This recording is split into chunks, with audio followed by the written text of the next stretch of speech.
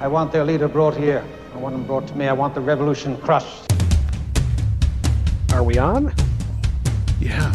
Harry, you're supposed to be All quiet. right. Shh. All right. He's like a little kid. Are we? No. Yes. Can we start? I love you guys too. Hey, how's it going? Assalamu alaikum, YouTube. How y'all doing? Harry, intro's still playing. There we go. Let's go, Harry. Okay. Heard of our dear brother Richard McKinney. One thing about Richard, look, I told you this before the show, or while the show was going on, Richard. When they told me, I was like, Richard McKinney, that can't be real, man. So I looked it up. I said, okay, maybe there's another brother that's a McKinney or somebody else that's a McKinney. And I researched. I was like, no, it's the same brother. I was like, how are these guys getting this guy on, bro? There's no way. And I'll tell you why is because last summer I went, I just did a whole bunch of walking. I had a few injuries, so I could only walk. So every day I used to listen to a podcast while I was walking. Sometimes it'd be an hour, 2 hours. And I was like, you know what, let me just throw on Joe Rogan real quick. Let me see. I was like, oh, John Bernthal. Bernthal, is that how you pronounce his name? Yeah, Bernthal. Bernthal. He was on there, and I was like, all right, cool. The guy from Punisher. All right, cool. Let's listen to this. And all of a sudden he starts talking about Muslims. I was like, this guy? And then he starts talking about a Muslim brother who became Muslim through a masjid in Muncie, Indiana, where he was going to go attack it.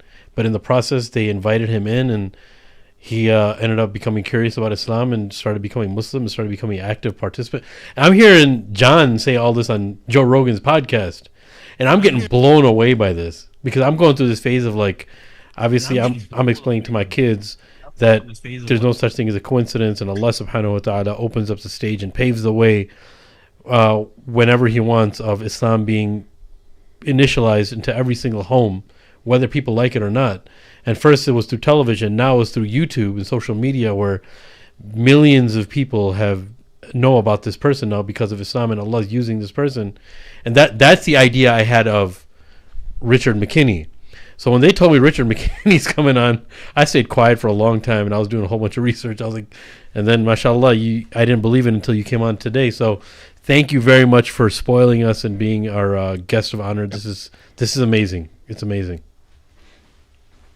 Thank you for having me. I'm very humbled, tremendously humbled. I have listened to the podcast for a very long time and was like, wow, yes. It's kind of like, you reach a certain point in a career or whatever, and you're like, yep, I made it. Mm-hmm. Oh, man. That's way too high praise. That's amazing. We're bottom rung. Eddie, when you went on Eddie's Gene Show, that's when you made it. Yeah, for sure. We're like the opening act for Eddie, and even then he'll have like a third on that list. Third string, we're third of the third.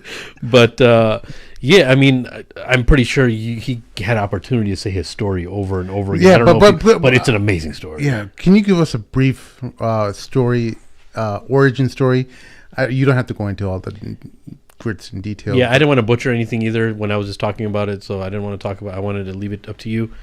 And I'm pretty sure you've said it hundreds of times by now, but it's something very, very and inspiring. A lot of people still don't know. They don't. A lot of people don't watch other podcasts and stuff. Yeah. Sure. Well, let's see here.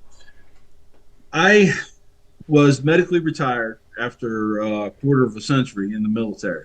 2 different branches. I joined the Marine Corps, retired from the Army. Several combat tours, and I was injured. My last tour. Long story short, I was blown out of a building. I don't have any problems talking about it because I have no memory of it. It's just what people tell me. Anyway, so they retired me, and I didn't want to be retired. I fought it for 5 years because I had developed such a deep-seated hatred for Islam, Muslims. When I was in the hospital and they come in and was telling me about retirement and how, the VA is going to take care of me and everything. And I says, no. I said, I'm going back to Iraq. And they said, why do you want to go back to Iraq? I looked them dead in the eye, no expression on my face whatsoever, and said, I'm not done killing Muslims yet. Hmm. Well, if I wasn't getting out for that, after I made that statement, yeah, they definitely got me out. They said, this guy is done. That means you're a real Marine. You should be proud of that. Yeah, I guess. Man. I don't know. But yeah, that was the hatred I had. And so I was left here at that point in my life. I didn't have any need for a job. I didn't need any money. I had plenty. The VA was taking care of me and, trying to talk me into going to college. And I'm a guy that didn't even graduate high school. I'm like, what am I going to do in college? What made you hate Muslims, though? I had been asked that since day one. And to be honest with you, I'm not sure, but thinking about it in a more esoteric way, I think it was because I hated myself. And Islam at the time was the common enemy.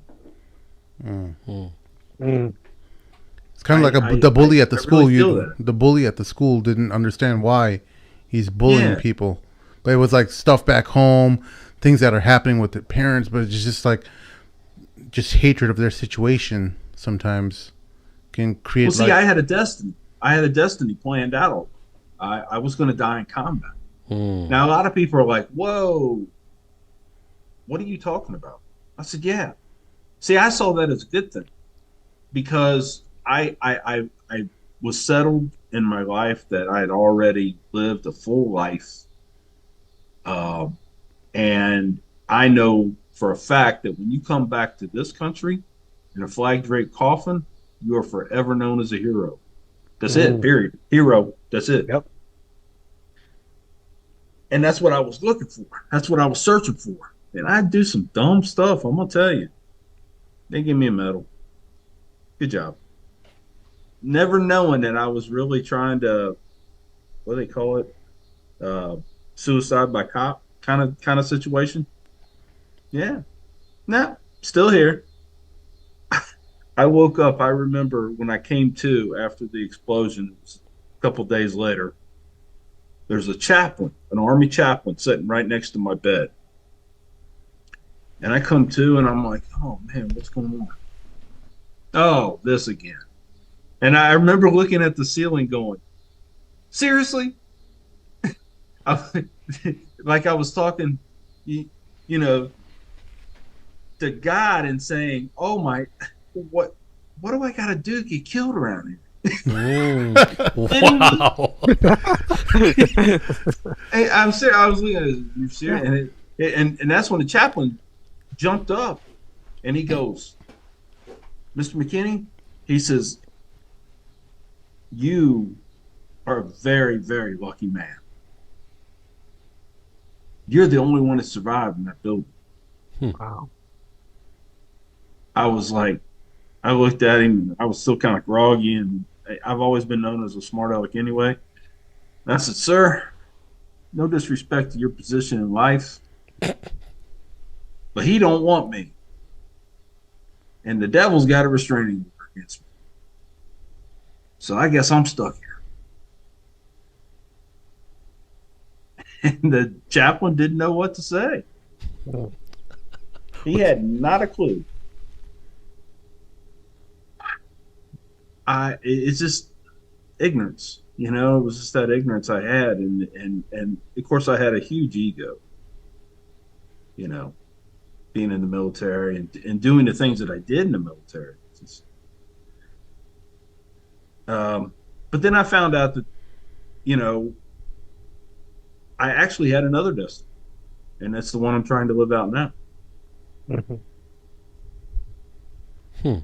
So as far as the you're back and you're probably with a lot of your thoughts, and you find out there's a Muslim community center not too far from your house, right, in Muncie, Indiana. Yeah. Right. Yeah, it was almost like it was basically right up the road. This was eventually. So when I first started seeing all these Muslims. I mean, it was just, they were always there. I just never noticed before. And now I come back and it's like all these women in the job, all these men, and it's like, oh, these are my enemy, and so I scouted out where their masjid was. So at the beginning, it was in a house that was right off campus. We have Ball State University here, and it was right off campus. And it was basically just in a neighborhood. It was just a house in a neighborhood, and they had converted it into a masjid, right? They had a very, well, we still have a small community. It depends whether the school's in or not, on how big the congregation gets. But I was like, I can't do nothing here. It's too much collateral damage. I don't want to injure that many Americans, right? So I waited. I knew I had time. And I started coming up with this plan to build an explosive, an IED, which I thought was poetic justice. And, I put it together. Okay. I'm just going to wait. And I waited. And how long did it take you to make it? I don't want to get into too many details, but how long was this project that you were working on? I took, 3 years. Wow. Because I took my time. Patience was the importance. Okay. I'm not a master criminal, but I've seen a lot of movies. And even in the news and stuff. And when people do the things that I had planned to do, if you do it right away like that, you're going to get caught because you're going to raise all these red flags. Yeah, just take my time. We have here in Muncie tremendous amount of abandoned buildings because when the auto industry went down, they left. And because of that, I had plenty of places to store it. Nobody ever knows. Nobody ever goes there. And so when they finally had moved into this other building that was kind of off the beaten path, there was a dentist's office next to it. And I was like, well, I've noticed the parking of the dentist's office on Friday afternoons. Not that many people there. So that was an acceptable collateral damage. So then my daughter had a talk with me about this. She was like 7 years old, and she was like 7 years old. My thing's all cocked out here. Oh, it looks nice, man. She was like 7 years old, and she comes home from school, and you know how kids are, right? Kids don't have a prejudice. They don't have a any kind of hate or because somebody looks different or stuff like that, right? This is really bothering me. Go ahead and fix it. Fix it. So yeah. Which side of me? Okay. I hate it when that happens. I'm still trying to figure out how to wear those hats properly. Well, as a fellow hat wearer, camera, it's like I'm backwards, right? It's like, oh. Yeah. All right, so This is hilarious. so my daughter's asking me about this lady that came in to pick up her son from school, and she Muslim sister come in. She had hijab on. She had all the traditional clothing and everything like that. And I just went off. Because I'm having dinner with my family, and I go off because I failed. In my eyes, I failed because I couldn't protect my family from these people. The famous statement, right? Those people, these people, right? And I was just upset. Well, my daughter looked at me like I was nuts. And I said, you know what? That was the first time I'd considered that this involved anybody else but me. I never considered in a million years that anybody else had anything to do with this but me. And so that's when I went to the masjid. I went there on a Friday. You know, I knew all the traditions, when they meet, and all this, that, and the other. What I was waiting for was a Friday during Ramadan, Jumo, because I knew that's when they would all be there. Kind of like Catholics at Christmas. They're all there, right? And, you know, and so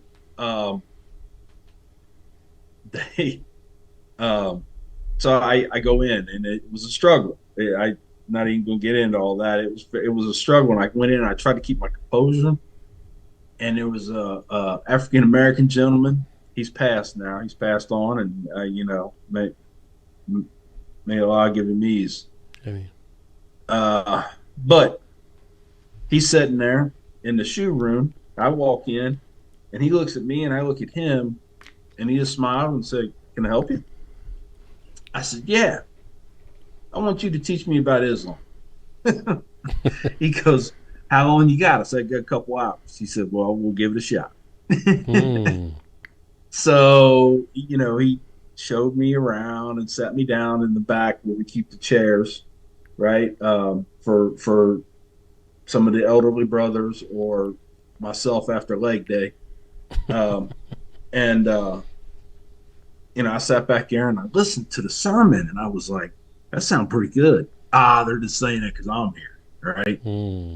Yeah, they're going to have their meeting in the basement later. Yeah. But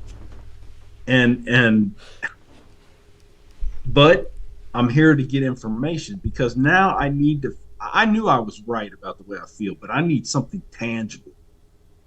Something I can show. See, this is why I did this, and this is why it's right.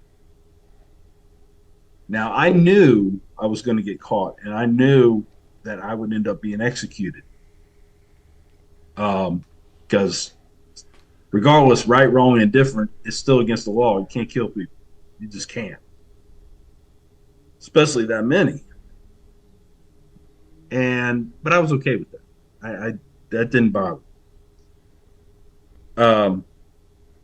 I was just there to get the information. And I tell Muslims this all the time. I said, someone comes up to you and they ask you for information about Islam, or they have questions about Islam. Always talk to them, of course, but hand them a Quran. Hand them a Quran and tell them to come find you when they got questions. Now, you probably won't know all the answers, but you can find somebody that does. Because that's what they did to me. And at first, when they handed me a Quran, I thought it was going to catch fire in my hands. But they handed me a Quran, and I'm like, oh my gosh. I was so happy. Because in my mind at that time, I'd just been handed the holy grail to evil, and they're going to explain it to me. Oh, great. This is fantastic. So I was back there. I was back there more than some of the Muslims. I was there all the time. Hey, how about this? Hey, how about that? How about that? And they would explain it to me, you know, but I didn't take their word for it. What they would explain to me, I would also research. And I would look on good and bad sites. You know, this was back in the day when they still had really, really bad videos on YouTube and stuff, right? And I started to notice that all of these negative things about the Quran, about Muslims, about Islam in general, were all coming from a place of hatred. And I'm not a scholar, but so every once in a while I'll say some real wise things. And I know that hatred comes from ignorance. That's where it comes from, because we don't know. So it's easier just to hate it, right? like I tell people, I hate two things now in my life: lima beans and the New England Patriots. I'm good to go on everything else. I can't stand them two things. So I agree with that. I don't like Yeah, the Patriots either. I don't So- think Indian food has the lima beans, so I've never tried those. Oh, they're I was gonna say disgusting. something else. They're absolutely nasty. They're yeah. We should have used that during interrogations in Iraq. For real, that was disgusting, man. I'd tell you anything. I make stuff up. Tell you. I don't. Yeah, I ain't eating those. But so, as I learned and I was like, wow. And then I would get to certain series, like, when it talks about, to take a human life, this is if you killed all of humanity, but to save a human life is as if you saved all of humanity. And I'm like, wow, wait a minute. That's when I realized, again, light bulbs come on every now and then, even in this old head. And I was like, wait a minute. Then I realized that everything I had thought came from the people that were shooting at me. Now, I'm not here to debate or even say that they were not practicing Islam or anything like that. But that was only one side. And as I'm reading the book, I'm like, wait a minute. These people here in Muncie are attempting to live their life more towards what's in this book as best they can. They're obviously the better example of what Islam truly is. And then as I get towards the end of the Quran, Surah 109, Al-Kafirun, where it talks about, you don't believe the way I believe, I don't believe the way you believe. You're never going to believe the way I believe, and I'm never going to believe the way you believe. You go your way, I go mine. Wow. That's coexistence. It's exactly what that is. I'm like, this is what my life has been missing. So I go to the masjid on a Friday again, ready to take shahad. I'm gonna be a Muslim. So I go up to two elders standing in the doorway to the prayer room. True story. This is a true story. I go up to them and says, brothers, I'm ready to be a Muslim. I want to take shahada today. They don't say a word. They look at each other. They look at me. Simultaneously, both of them go, no. Application rejected. I'm like, well, so much for that convert or die story, and then they didn't even want me. I'm like, great, now they don't want me. Oh snap! So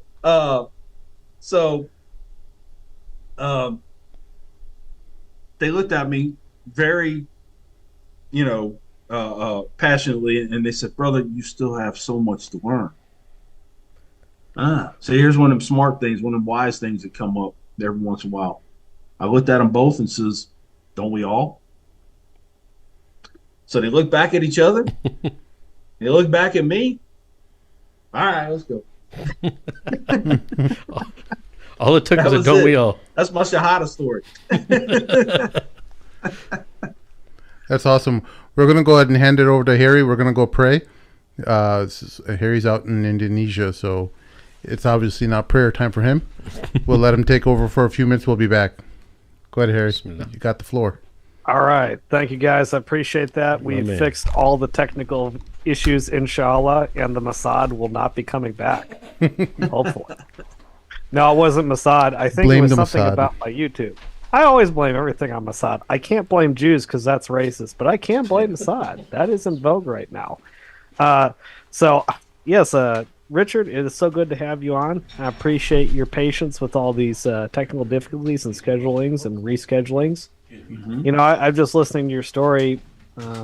Just a brief synopsis of my story from the ones that I've told people over the last few years is I was in Iraq in 2008, 2009, like you, but I think you were Gulf War, aren't you? Well, yeah, I was there in 2006, though. Oh, you were there in 2006 again. Okay. yeah. I was there for Desert Shield, Desert Storm, but then I went back in '06 after I left Wow. Afghanistan. Um, and in '06 I was in Ramadi. That's where the explosion happened. That's why I took out a whole building. Okay. Yeah, Okay. yeah. So I was like, I was on the second floor looking out this hole that was blown in the side of the building out onto the street because we were done doing what we needed to do and we were going to go back out. I wanted to make sure Mhm. everything was good for my guys. And that's the last thing I remember. There was an IED. They said it was three howitzer shells wired together underneath the building, and it blew up and shot me right out that hole. Um, and they said I actually hit the building across the street. I believe that. Yes. Well, I mean, there's less room, in places like that too. It was like in a neighborhood, so the streets were a little narrower anyway. It wasn't like I went like got shot a block away, Mhm. but so messed up my shoulder, my back, got some scar tissue on my left leg, um, and one of the guys that was in a security team to our operation was a couple blocks down the road, and he saw me when I was in the hospital. He says, Sarge, he says the only thing missing from you was a cape because you flew straight across the street. I'll never forget that as long as I live. Like I said, I have no memory of it, and I consider that a blessing. I have no memory of it happening. I just remember that I was looking out onto the street. That was it. It was the last thing I remember. I hate to introduce myself into your conversation, your story, but I remember everything. I got blown up by a kid. Their kid came Oh up to our wow. truck with an ID. This is back in '09, early 2009 in Mosul. Yeah, I was Oh in the yeah. MRAP when that happened. Yeah, we were in an Iraqi police station, and the school was right next to the police station. So I just find it really interesting that you and I knew about your story, but hearing it again, I didn't know you were blown up. I'm Yeah. sorry, I'm pausing this at the last minute here, but I think it's really funny that both you and I both got just blown to smithereens. Yeah. I think you got worse than I did, but Well, there's an interesting connection there. I can't help but notice that. So yeah. I, I mean, it's like I I tell my wife, I said, well, I'm still pretty though. you are still beautiful. I love your beard. I'm a little bit envious. Mine's short. Mine's a I little bit actually too. trimmed it up. It used to be very long. Oh, It used to be same. very long. Yeah. Yeah. Yeah. I looked like well, as a matter of fact, it was hard for me to like go to Walmart or something because every kid thought I was Santa Claus. Yes. Yeah, I that mean, happens. every kid, man. It's hilarious, man. It's hilarious.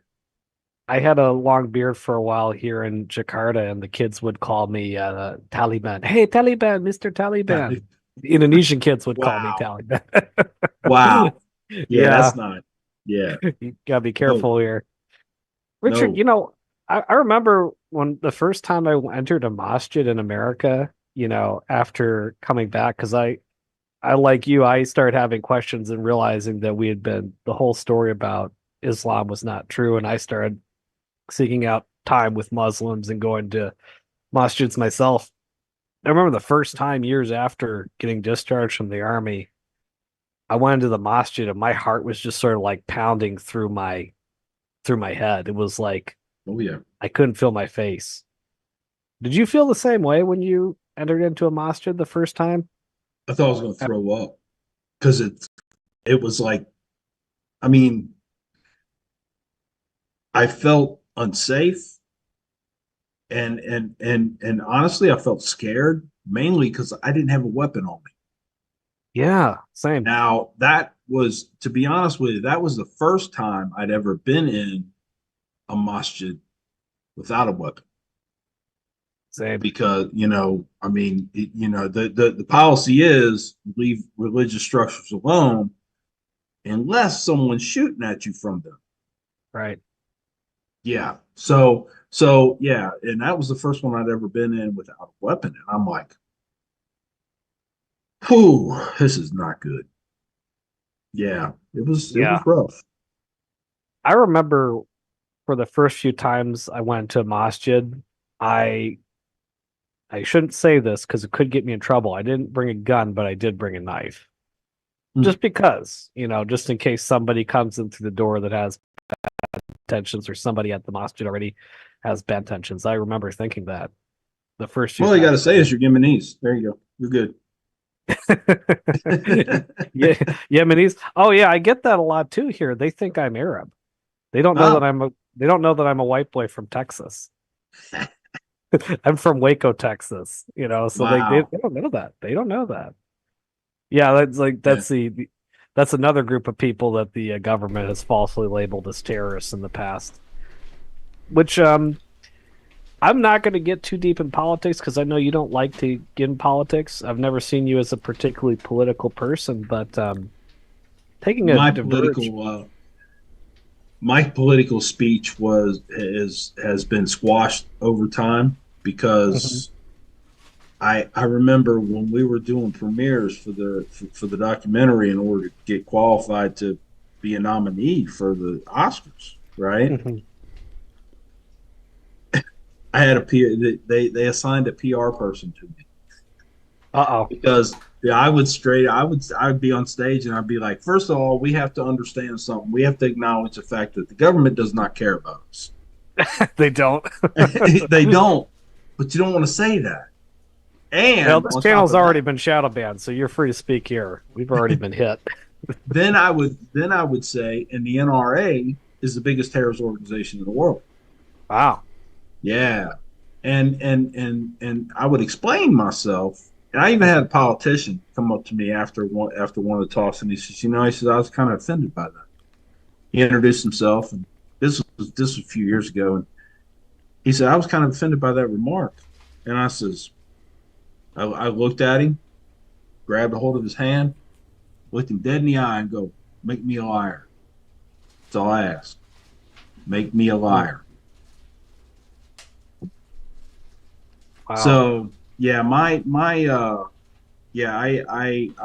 have very strong political feelings, but I have started to keep them to myself more because my message is about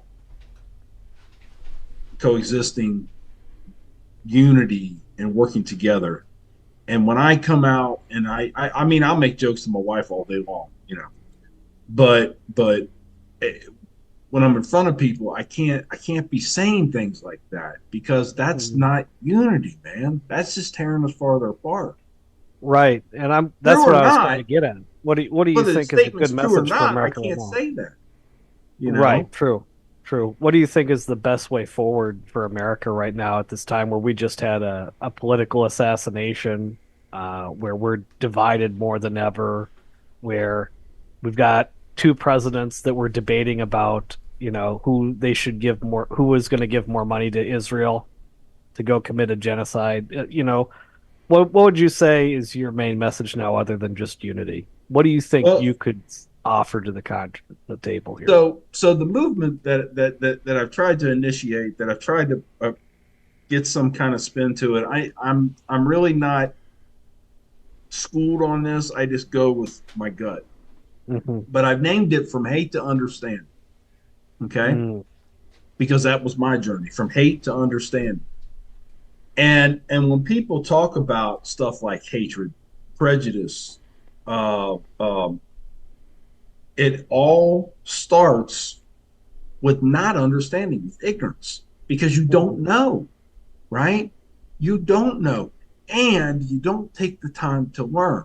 I've actually come up with several points. So, first step to all of this is a smile and a conversation. The Katsuna. smiles, the smile's disarming, and the conversation lets your feelings come out. Now, you Mhm. have to use discipline, though, because you might be confronted by somebody who's going to go off on you. Mhm. Well, got to use Islamic principles, man. You know, take a second, right? Take a second. Do not lose your composure. Control yourself. Use empathy. Because it's like It's like if somebody goes off on me, I'm going to go to them with a questioning kind of look like, brother, what's really going on, man? What's really the matter? Why are you like this? Because I guarantee you that guy or gal is not like that every single day. No. Something has ticked them off to where now they're just, right? So we have to have empathy and we have to have understanding in this conversation. And this is where we learn both parts, whether it be white, black, Muslim, Christian, Republican, Democrat, doesn't matter. We have to be open and empathetic to allow the understanding to come forth, right? Mm-hmm. And you got to take the chance. So many people are in a bubble right now. Yes. And they're safe. It's warm in here. It's like as soon as your alarm goes off in the morning, you're like, oh no, it feels too good in here. I don't want to get up, right? It's the same way in our day-to-day life. We're in this bubble, and we've created our own echo chamber. The only thing we hear, the only thing we see is the things that we agree with. I use my own father as a great example of this. He's stuck on the Fox News channel, man, all the time. Oh, yeah. He don't even change the channel. It's like there's other sources of news. But yeah, I can get to the media. That's a whole other issue. But so in the second point is organizing. So us that want to pursue this openness and this understanding to squash hatred, to squash racism, to squash all of this is to organize. Mm-hmm. We need to organize into groups. And this is why I'm a big proponent of interfaith movement. We have to have these groups. And the strongest group on the planet is the people of faith. Mm-hmm. Very true. Okay? I'm not going to get into Islam, Christianity, Judaism. I don't care personally, because there's a bigger mission here. And to me, that's what Allah set out anyway. He says it in Surah 49, verse 13, right? Where you were made from one man, one woman, different tribes, different nations, to learn from one another. To learn from one another. Now, there's a lot of the hardcore Muslims that say, well, we can't associate with other religions because, there's a possibility that we might switch to their religion. Well, brother, I'm here to tell you, if you associate, like if me associating with a Christian makes me a Christian, my iman wasn't that strong to begin with. That's a good point.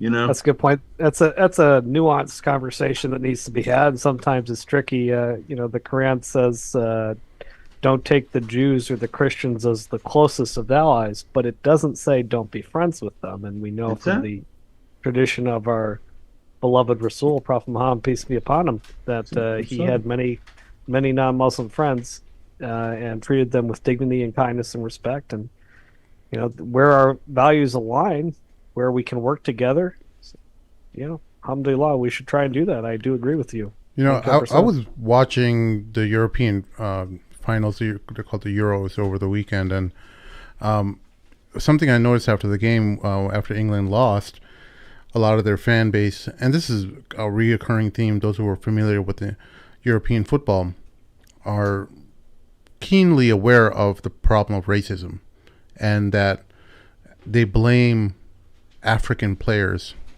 right after the match. They make like memes out of their faces that portray them as gorillas or any kind of dehumanizing characteristic, blaming them for the loss.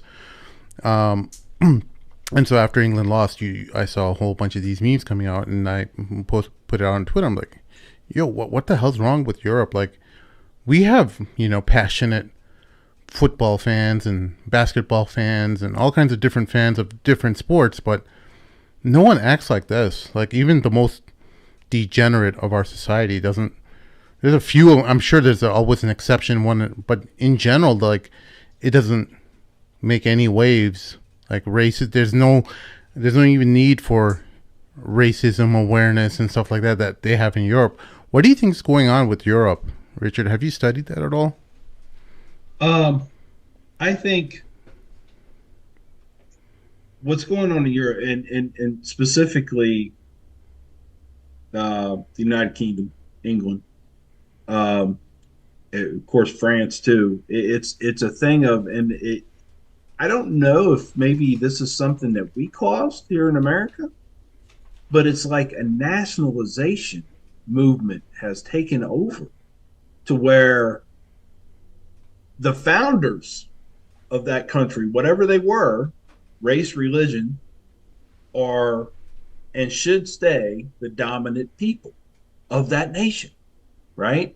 I mean, it's like this sense of nationalism. Yeah. And that's one of the things in Islam we're taught, that nationalism is a bad thing, right? Yeah. Then we start teeter-tottering pride and egos. And, I mean, it's a losing battle. So I mean, there's nothing wrong with, you know, being American and being, yeah, I'm American. I'm glad I'm American, right? Or being Spanish and being glad you're from Spain. There's nothing wrong with that. Mm. But to take it that we're better, when you take it to that level, mm-hmm. that's when it becomes something that is purely evil. Yeah. You know, it's like I was telling you. I'm delivering pizzas. My brother-in-law owns 4 pizza places, and I wasn't doing much of anything. So I said, "Yeah, I'll drive for you, man. Whatever." So you know, and then but people have asked me, says, "Man, why are you delivering pizzas, dude?" And I was like, "Well," I said, "first thing is I'm helping out my brother-in-law. The second thing is if I tell myself I'm too good to deliver pizzas, I'm not good enough." Mm-hmm. Oh, man. You know, so it's what I gotta. I have to realize that I'm no better than anybody else. You know, oh wow, there was a story made into like a movie about me. Wow, that's cool. Yeah, that is cool. It doesn't make me better. You know, it makes me somebody who's got a story to tell. Well, thank you. That's it. But we all got a story. Mine was just popular. I don't know. No, thank you. I needed to hear that, man. That was that sense of having that humbleness and humility. Sometimes we just got to hear it from people. You know, it's that simple. And sometimes it's something you're working on, like myself, I'm working around in my own self, and I just needed to hear that. So jazakallah khairan for that.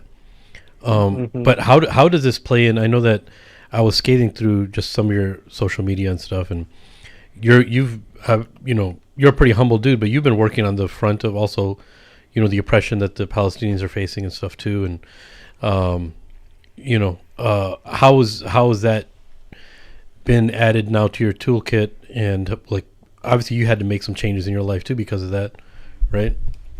And some awarenesses. Sure. So to be confirmed, full disclosure, even when I hated Muslims, I did not agree with the way the Zionists were treating the Palestinians. Only for the simple fact that it was a 20th century version of what we did to the Native Americans. And there's not a person on this planet that can explain to me in any way, shape, or form that was right. That's the way I look at it. Now that's from my past. Now in the future, or even now with with the understanding a little bit more about the politics and the money involved and the payments to this person and that person. There was a post on Facebook one time, and this is probably one of the smartest things I've ever read on Facebook, is that politicians should be mandatory for them to wear a jacket with patches on it, like the NASCAR drivers, so that we can see who sponsors them. Yes. Okay. I was like, oh my gosh. Yeah, exactly. And so when you start to find this stuff out, you research this stuff, and it really starts to make sense that this really comes down to one thing. Totally. Money. All money. You can say, okay, well, yeah, it's this, but once you cut it down all the way and you find out what the foundation of it all is, it's money. That's what I've been telling Richard. I've been telling these guys. These guys on the left, you think these politicians? Of course, there's some a smattering of true believers on the Republican side and the liberal side, but at the end of the day, it's a game to them. The whole debate, the back and forth, the arguments, or shaking their fist at each other in Congress, it's all theater. At the end of the day, all they care about is the money. Are we still making money and keep the people still fighting at each other, at each other's throats about whose legislation is going to pass? No, it's not fighting. It's keeping them passionate. Yeah, keeping them passionate. Keeping them passionate. Keeping it Keeping passionate. them passionate and divided. Yes. And Divide and conquer. And distracted about how much money those guys are making. Because all these politicians, a lot of people look at Google U.S. Senator salary and they think, oh, well, it's only a couple $100,000.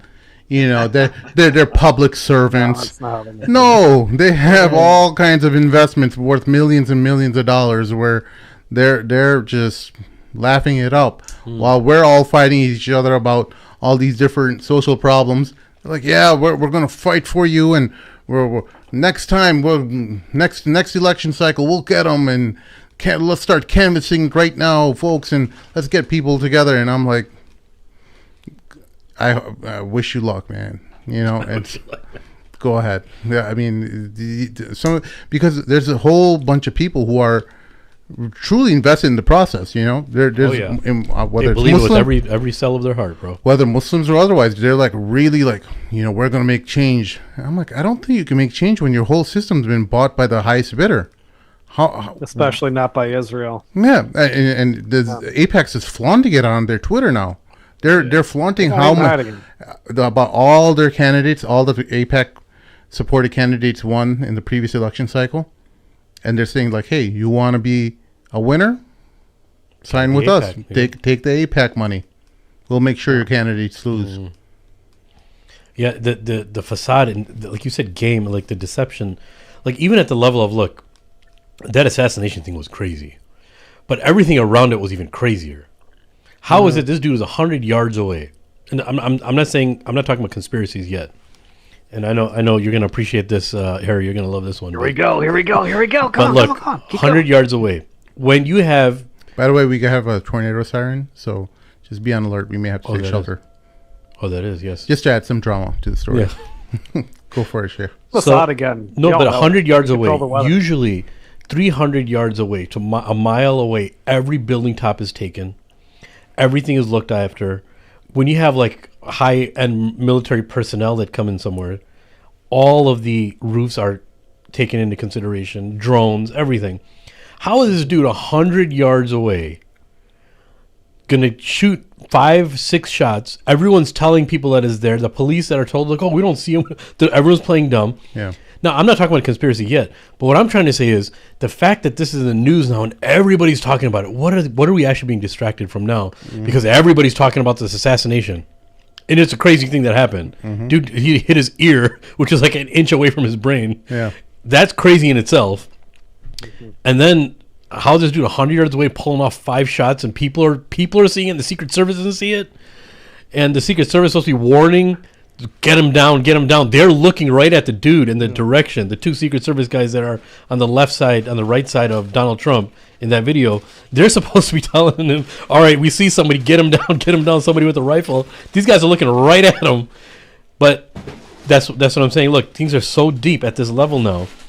Forget about the whole prosecution and everything that happened with Donald Trump and all the forgery and craziness. And now you have this to another layer, add to another layer. Let's see how long they could talk about this assassination attempt and what happened. Who cares? Someone's going to get thrown under the bus. At least it's not going to be some of us. And let them hash it out with all their passion, quote unquote. And let's just see what happens. And that's exactly what's happening. Dude, we're being distracted from something. Harry, what are we being distracted from? Well, I actually don't think we're being distracted from anything. I mean, because we're not. We're actually. I don't think it was Mossad that did this. By the way, I don't. I actually don't blame Mossad. That's the joke. There's a group chat that you're not privy to. I might tell you one day that where I am accused of blaming Mossad and the juice, the orange juice, for everything, which I am most certainly not doing. But anyways, no, I don't think it was Mossad that did this. Because I think the Mossad and the deep state, they overlap, but they're not necessarily the same thing. No, but what I'm saying is this, Harry. What I'm saying is that why was it such obviously low-hanging fruit? This obviously had to be something that was almost meant for people to be busy with for a long time. 100 yards away, dudes on a small rooftop that everyone can see. How is this possible? I'll tell you what. I'll tell you exactly why. Because it was not meant as a distraction. It was meant as a last resort. You think so? Yeah, because, with due respect to a certain person that we know of, and I'm not going to mention his name, and I do mean with due respect because he is a great guy, I don't blame Mossad or the orange juice for everything. And I don't think the Zionists want to get rid of Trump. I think he's capitulated to them, and I've made that clear on this show. And that was not a comfortable position, but I think he's basically capitulated to them. No, I don't think it's orange juice or I'm telling you is that the Democrats, the machine, not the Democrat Party, but the establishment of the Republican and Democrat Party, Donald Trump, he's not perfect, but he was a threat to the establishment on some things. Not to Zionism or support for Israel, but for other things he was. Yeah. And he still is. And if we're just being really frank, especially after that debate performance with Joe Biden's already tanking poll numbers, I think it's pretty safe to say that the machine was running out of options. They can't fix an election. They can't make him go away. They couldn't primary him. So what's the next best option after 5 years of demonizing him and telling everybody that he's literally Hitler, which was extremely divisive and untrue. Not saying Donald Trump is always right or that he doesn't deserve criticism, but to say that he was literally Hitler, that was an intentional exaggeration. What do you think, Tim? What's your thing on that? I think they want him to get killed. I think they wanted to let that happen. I don't think they would shed any tears if he did, but I don't think there would be any kind of organized attempt to do that. It's not organized. I still think that Donald Trump represents the deep state. He is part of the apparatus. His entire administration and everyone involved in his White House tenure, they're all insiders. They were all part of the swamp that he claimed that he wanted to drain and all that stuff that he said on the campaign trail that he wants to get rid of all that messy business of politics and he's going to shoot it straight. He did none of that. He did absolutely none of it. He was exactly and he made them a lot of money. The thing about what you have to understand as well is when the Republicans win, the upper class, the business class, I should say rather, the merchant class, they also win in the United States. They all make money. That's the stocks go through the roof because they know there's not going to be additional taxes that are going to be levied on them because traditionally Republicans don't add any additional taxes to the merchant class. And so there's no reason for them to get rid of a winner for them because at the end of the day, they care about money. And while some of these conspiracy theories sound fun and interesting to debate, you have to look at the fundamentals. Does Donald Trump make them money? And the answer is resounding yes. And you're incredibly naive if you think that Donald Trump does not make that money. He makes them a lot of money. And that's the bottom line. But as far so I was talking about What he does do that upsets the deep state is that he doesn't put a good picture and he for doesn't them. kiss the ring. He doesn't does kiss the ring. No, it's not about kissing the ring. He'll go and he met the Saudi sheikhs and he bends the knee just like any other presidents do when it comes to going out and showing the public or the American face to the world. What he puts an ugly face on empire. Right. Is what you're saying. Yeah. He puts an ugly face on I agree empire, with that part. and they need an Obama-esque type person, or someone like Joe Biden or Ronald Reagan. It doesn't matter whether it's Republican or Democrat. They need someone who seems, at least looks like that he's put together, that he's a leader, and you can't be putting out our dirty laundry, what our internal secrets are out into the public, and that's what he does. That embarrasses them. But at the end of the day, the fundamentals are still there. They can correct all that, the way he's speaking about them and stuff like that. Because I kind of want to move on. Remember the debate when he was talking about how it was with Hillary, right? And they were saying, like, oh, you take advantage of all these tax breaks too. And he's like, yeah, I do. I would be stupid not to, remember? Because you guys do it and everyone else does it. Your donors do the exact same thing, awesome. Hillary. Everyone does it. So those kind of things you don't say in the public stage. Those are all like, oh, we keep the like among us. Yeah. We have like a secret handshake, unspoken agreement. We don't talk about this kind of stuff in front of the people and embarrass each other. But he's pulling out all the dirty tricks to win. And he knows like what's resounding with his base, and that's what's pissing them off. But in the end, he's still doing everything that they wanted him to do. He didn't diverge from the main plan. No, and thank you for that. He did most Very of what insightful. they wanted to do, but he did diverge on a couple things. He did do a good job for 4 years of not starting any new wars. So he did push back against the machine there. He did relatively secure the border, which the establishment likes to use and exploit people from the global south as a way to get cheap labor and drive down wages.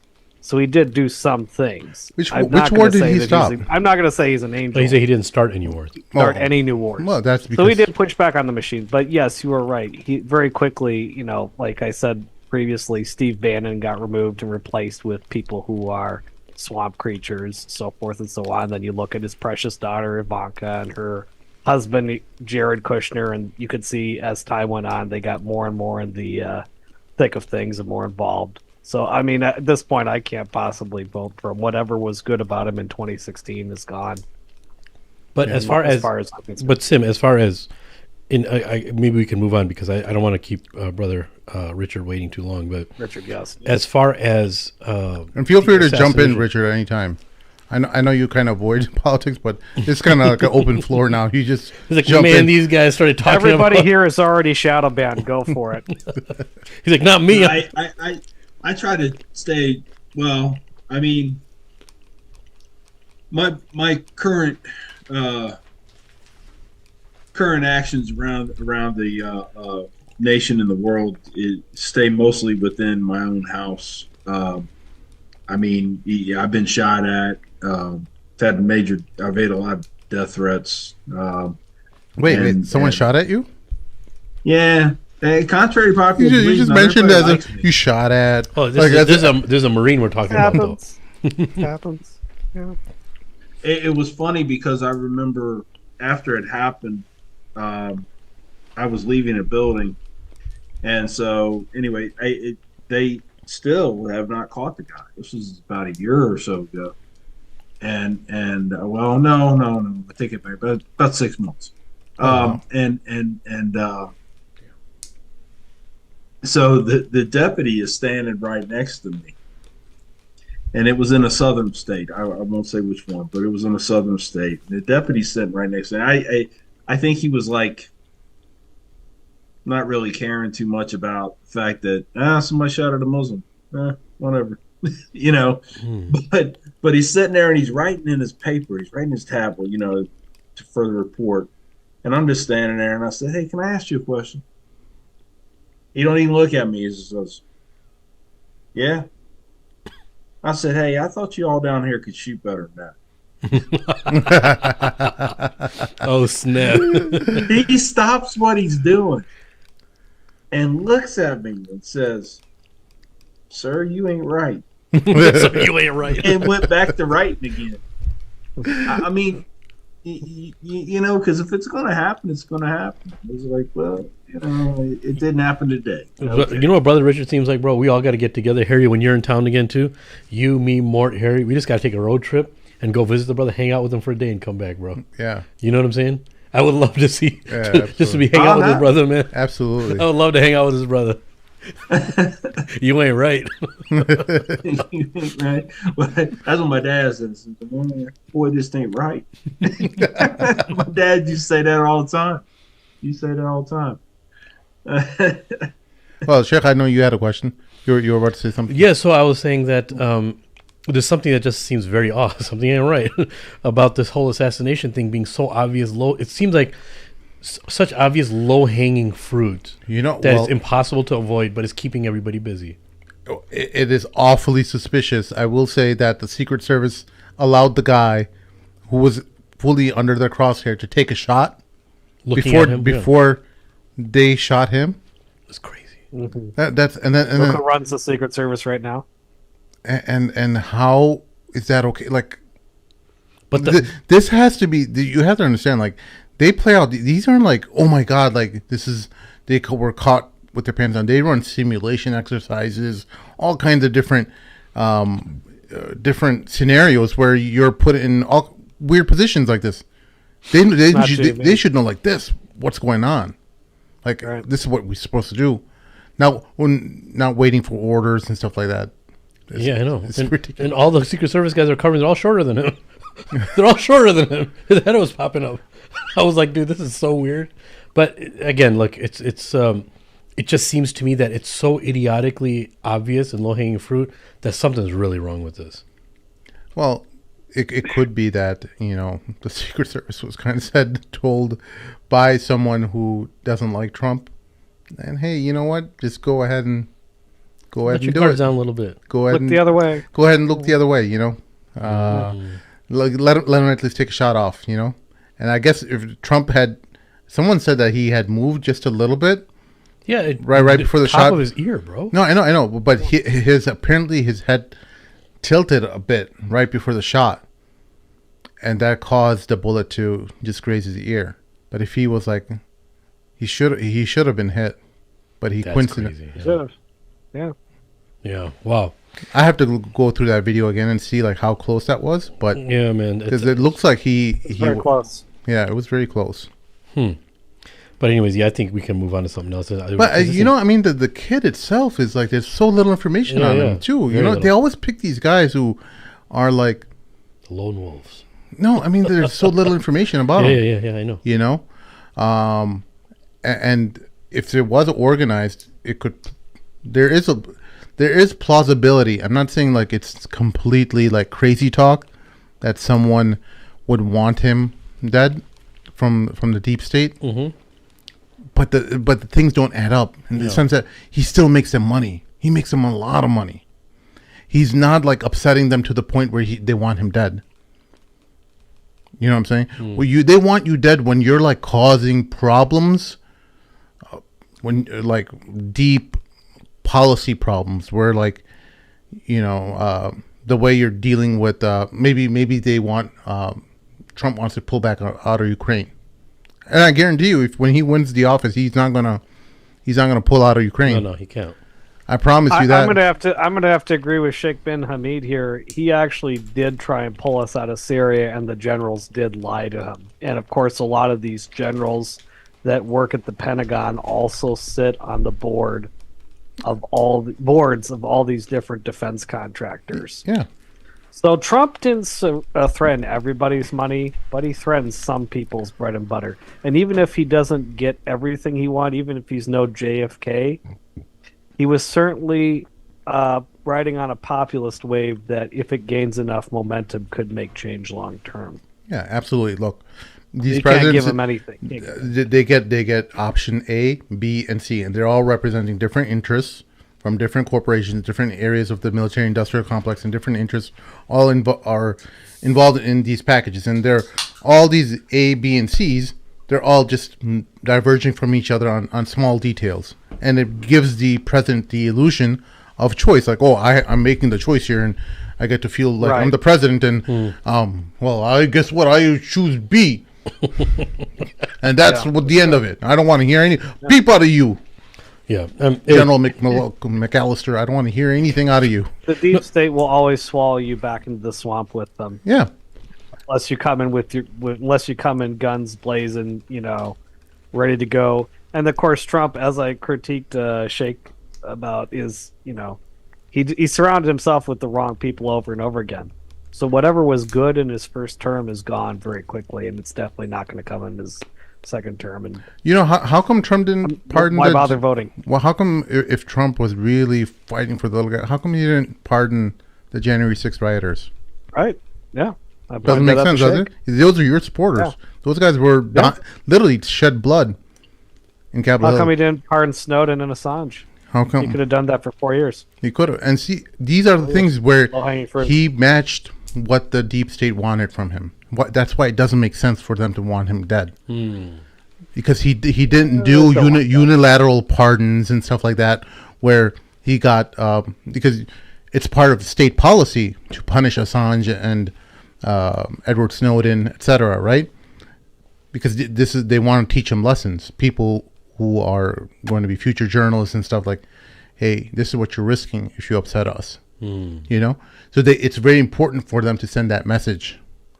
And if Trump really did feel the way he did, and he wanted to pardon them, he could have, but he can't, because he's following their directive. Yep. And they'll give you a little bit of wiggle room to make you feel like you're the president, but by like 90%, 95% doesn't. I can't put a number on it, but there's enough of what they want and expect from you that you have to meet. Yeah. And they'll give you a little bit of wiggle room to do what you want. Maybe pardon. Who's that guy from Illinois? They pardoned. They had that governor, Blagojevich. Rob Blagojevich. Blagojevich. Hey, that's your governor. I'm from Texas. How come you don't know your old governor? I remembered him. I recalled him just in time. But Blagojevich was a political prisoner of it in Illinois. He was just as crooked as every one of them, but he went to prison, and he said the right things about Trump. He praised Trump from behind prison walls, and he said the nice words about how he believes in Trump's message.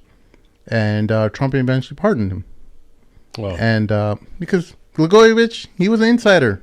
He did what everyone else did. He just got caught yapping his mouth on live mic that was being recorded. And he was recorded, and like he just messed up. He shouldn't have been talking like that. Because that was when Barack Obama left the Senate seat open, and he was like, I'm the governor, so I get to appoint the Senate seat. And he was talking about it out loud, and it was being recorded. So, being the crooked, Illinois politician he is, I mean, they're all like that in Illinois, but he just got caught. But Blagojevich actually did a lot of good things for impoverished communities across the city of Chicago. He had a lot of different programs that he started up that helped needy families. Nobody talks about that. But anyway, put that aside. He said all the right things, and Trump pardoned him, right? So these are things you have to think about when you're thinking about how there's like a little of a dance that happens when you're in the big stage like the presidency, where you're mainly following the direction or the flow of where politics are moving, and they give you a little bit of wiggle room just to feel like, hey, you know what, you're the president, or do you really want to commute Rod Blagojevich's sentence? You know what, I guess I will. He did say a couple nice things about me. So he gets to feel like he's a president as well, because there's that human element, right? You can't just keep controlling people. That's what the deep state also understands. They have a deep knowledge of the human psychology, that you can't just bully people around and make them your robot. There are a few people like that, but in a general sense, you have to be smart to give them a little bit of wiggle room and make them feel like they're important. But as long as they're following the overall direction of what their plan is, right? Yeah. So, brother man, on that note, since we're agreeing that there's not a whole lot we can do by voting for president, I hope y'all don't mind. Brother Richard, I want to shift back to you real quickly and ask you a question here. In the light of the fact that we cannot really control, our vote doesn't really matter that much. I think it's pretty obvious to anyone who's watching or paying attention with half a brain cell left. I mean, I'm pretty dumb, and even I can see it. You know, it feels like, Richard, a lot of people say this, that we're kind of in the late stage Roman Empire right now. If you're a student of history, you kind of feel that. And what do you think we as Muslims can do in America, or American Muslims living abroad? What can we do to change the culture? What can we do to give people a new direction? How can we ever offer people a new opportunity? Because I think the Christians towards the end of the Roman Empire tried to do the same thing. Unfortunately, they got co-opted by Constantine and the councils of Nicaea. But what can we do? What do you think, Richard? So one of the things, whenever I talk to a group of Muslims, I like to tell them that having conversations about Islam is wonderful. You should. You need to. But more importantly, don't tell people about Islam. Show them. So in taking that into consideration, I want to task Muslims from around the world and to use military speak, because sometimes my brain still works that way, is I see Islam, I see Muslims as a tip of the spear. We need to be leading, not following, not finding a little group to hang out in. We need to be leading to show people proper way of life. But do it in a way that's not aggressive. Do it in a humbling manner by showing them, hey, this is who I am. This is what I do. My life's not really that bad, don't you think? You know, think about it. You know, think about it. And it's not about going out and, you know, converting people to Islam and stuff like that. You know, Allah will take care of that when he wants to. That's on him. But when we can teach them the lessons of patience, of empathy, of caring, of the right and wrong. I mean, you know, we think about it. Some of the stories that we grow up hearing about the Prophet sallallahu alaihi wasallam, when there was an old lady that used to dump trash on his front step. Just, throw trash at him all the time, right? Just ugly. Yeah. Yeah. How do you think one of us would react to something like that? It probably would not be that pretty. But because we forget what our foundation is actually set up in. And our foundation is about patience. It's about empathy. And when that old lady didn't throw any trash, the Prophet sallallahu alaihi wasallam went to make sure she was okay. Wow. That's very true. Who would do that? He would. And that's the things we can learn off of. So we have people who have heroes, right? Whether it be ball players or you know, hip hop stars or whatever, you know, these heroes. But we're forgetting we have some of the greatest heroes in our own lineage that surpass any of these people. You want to talk about tough guys? Umar al-Khattab. That was a tough dude. You know, you want to talk about knowledgeable people? Aisha. Man, I'll be pleased with her. Oh my gosh. One of the most noted scholars in all of Islam. Yes. Muslim woman. And we don't teach this. These are the people you can emulate. Leadership. Abu Bakr. Leadership. You got Uthman. Put the Quran together. I mean, there's different things that we can go back to, and it just we don't. So we don't. I'm assuming this is a part of maybe a project that you're working on. Guys, there's a tornado outside. Is it really? Yeah. There's a tornado All outside. right. Let's. Is that the sound of a tornado? I never heard a tornado. It's a tornado alarm. It's definitely a tornado outside. I don't know if it's. Ooh, lights are You gotta flickering. protect Right.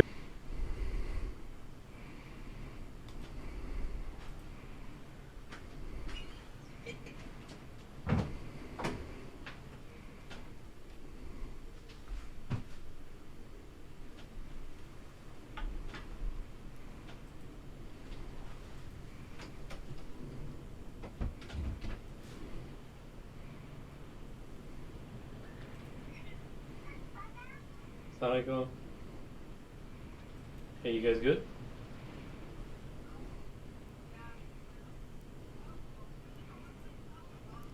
It's alright, dude. Don't worry. Just stay in the lower part of the house. You'll be fine, inshallah.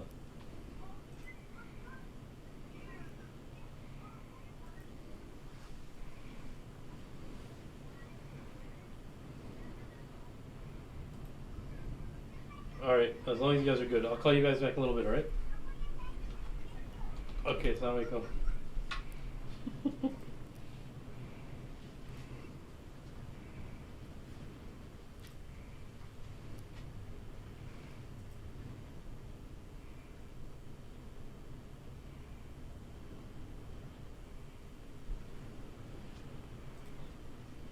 So windows are basically the main reason for the thing, and just as long as you're on the ground floor. Well, also, this is a brick home. Usually, brick homes stand really well against tornadoes. You being in the military, it's you work hard, you play hard. That was the saying. That was what you lived by. Right. Yeah, you know that. Yeah, very true. I was the same way. Oh, They're back. They're back. They All right, made it. alhamdulillah. Yeah. That was a very short tornado. Well, that's generally the thing with tornadoes. They Short don't- touchdowns. They don't stick around for too long. Let's see if we can start things back up here. 1 second. It's always when I'm on the live stream that things go wrong. Always. Yeah, they're very turbulent whenever you're around.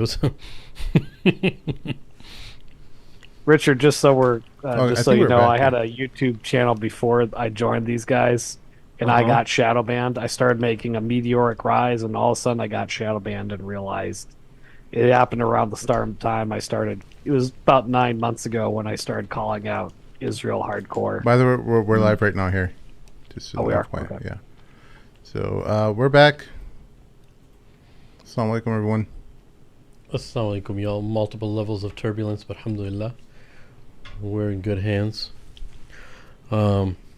So yeah, I'm pretty sure you guys are continuing the conversation after we took a little bit of a break, but where'd you guys end off at, Harry? And We were just talking about we were finding common areas of agreement, and basically part of we're a traumatized Ummah right now because so much chaos politically, the loss of our empires, and we've talked about this before on the show.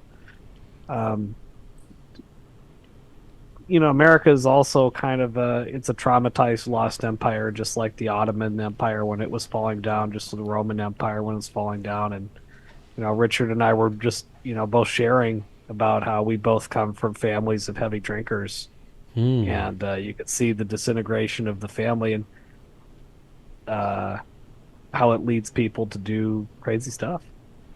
Richard, I'll let you take over here, man. I know you got the Well, and it's so going more on the point of what I was talking about, where don't stop at telling people about Islam, but show them Islam.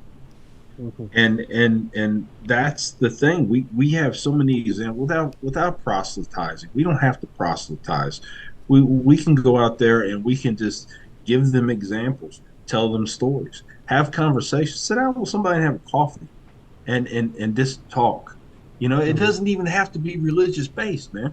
See that I'm a firm believer that you have two people with totally different backgrounds. They don't even say anything. They live side by side.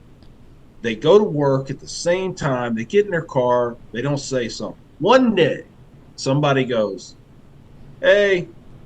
The other guy goes, "Hey," and it grows from there.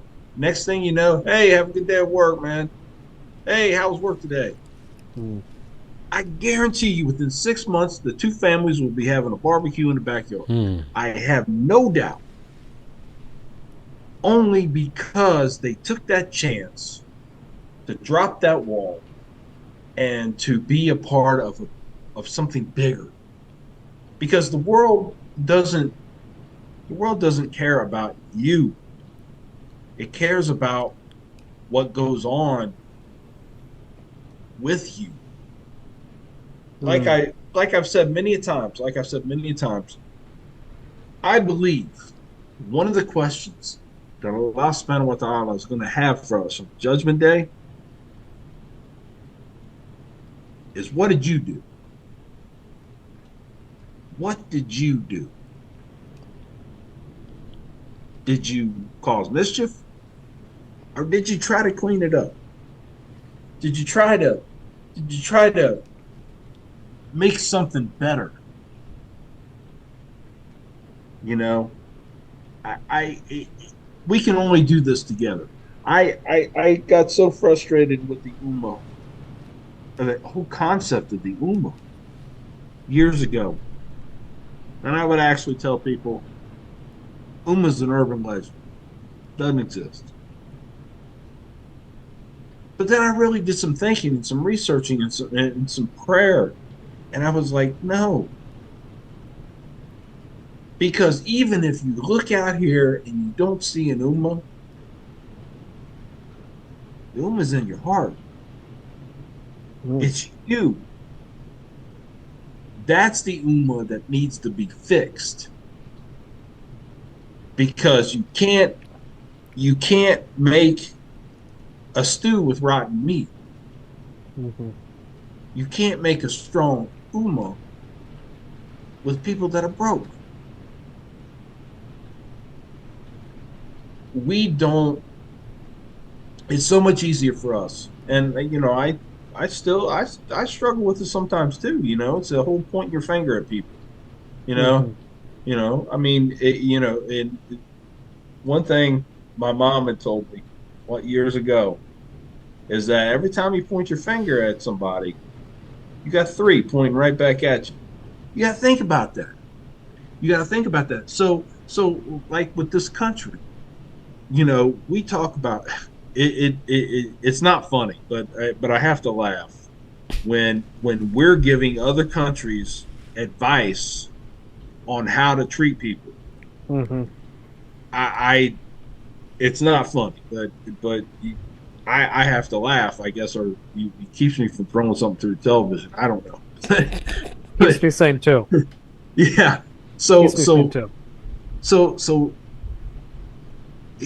We have to. I used to use the word accept. And matter of fact, up until just the other day, I used the word of accept. That's not the right word. The word is acknowledge. We need to acknowledge what is wrong, truthfully, before we can fix it. You know, one of the famous phrases from the anonymous programs: first step to recovery is admitting you have a problem. We have a problem as a nation. We have a problem as an Ummah. We can circle all that back around And it all comes down to money and power. Because there are people with their agendas that have lost their way. We were never supposed to be about money and power, ever. So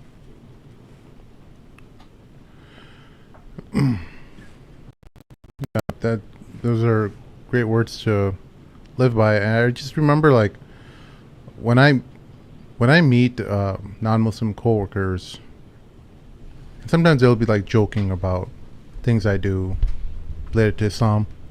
I laugh with them. yeah, Sometimes it might be a bit uneasy, but you have to know that they're not like, they don't treat religion the same way you do. Yeah. There's a level of seriousness in Islam that only Muslims understand. That's true. Very true point. That non-Muslims can't wrap their mind around until they enter this religion. Yeah, that's very true. And That's very true.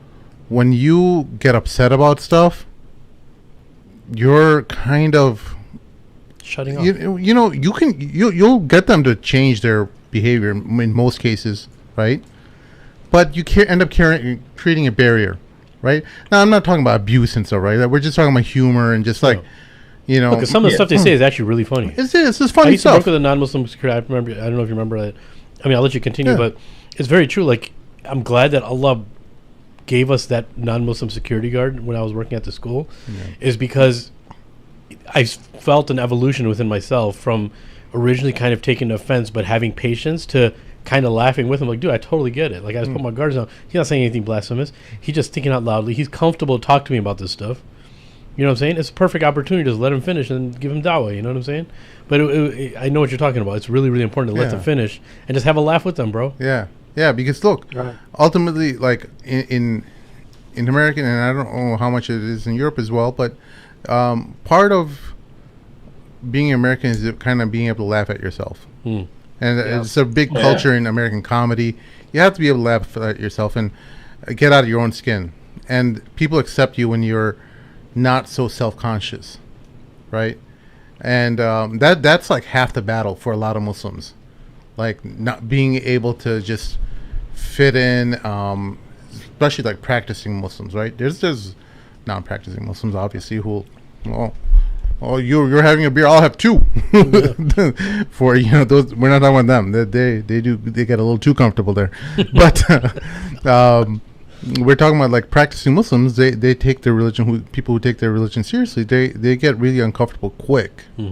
Like the alarm bells start sounding off. You know, the tornado siren is going off. Like, wait, are you ready to? You want to throw some the old fisticuffs? You know, but so that skill kind of transferred over to, you know, dealing with some of my in-laws who are not Muslim and having just joking about things that, like, they don't mean anything mean by it. They're just like, you know, just laughing about the adhan going off all of a sudden during, like, oh, can we silence that guy because the adhan clock is going off, you know?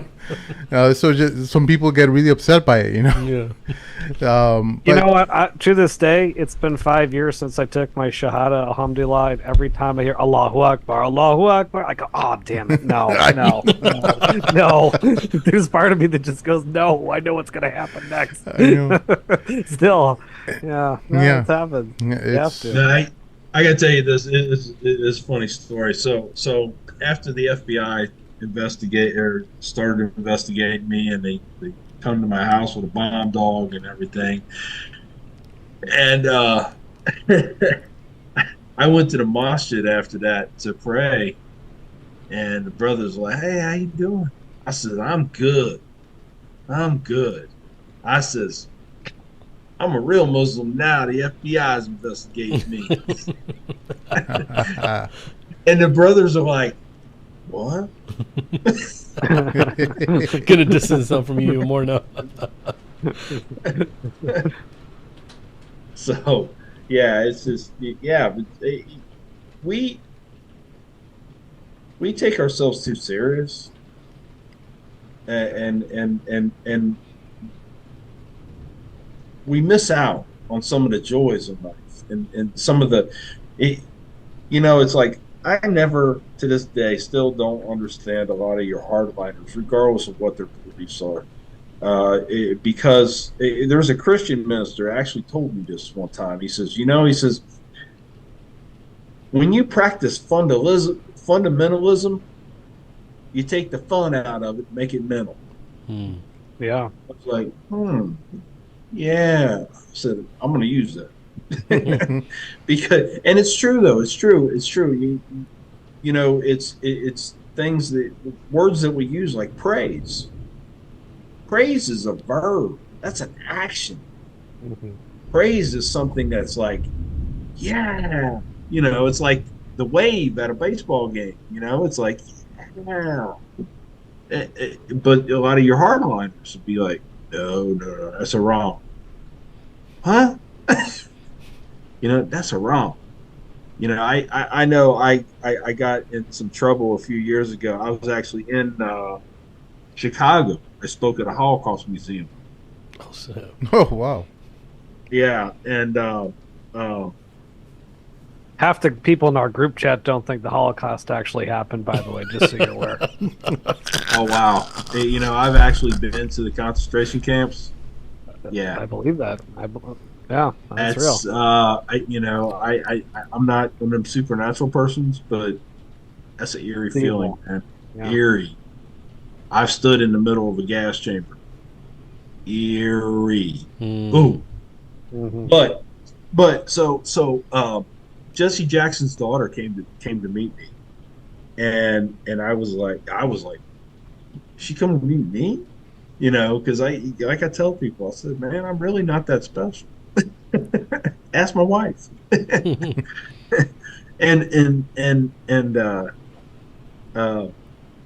So she's African American heritage, and African American women especially, they're all about hugs and stuff, and for the usually, yeah, I tell people, you're females, right? No, it's you got in trouble for this, didn't you? Yes, I did. The Haram Police. I remember that. You got in trouble for this. Yes, because there was pictures that we posted, and she had her arms around me and everything, and I was like, oh Lord, yeah. The Haram Police just come out of the woodwork. They did. I was like, man, what do I, dude? I mean, what do I do? I mean, do I push her off me? Come on, man. I do this now. I do the safety hug. Safety hug? I do the soy boy safety hug. Soy boy safety hug? Is that what they call it? The soy boy safety hug. The please don't me to me hug. Yeah, that one. Don't take me to jail. So, I mean, that's just, and that's, I understand. And there was a brother that actually explained it to me. And I understood it, and I was more comfortable, because at first it really upset me that everything happening in the world, children dying, people murdered, women raped, and you're worried about a woman hugging me? Seriously? But then they explain it. It says, brother, listen,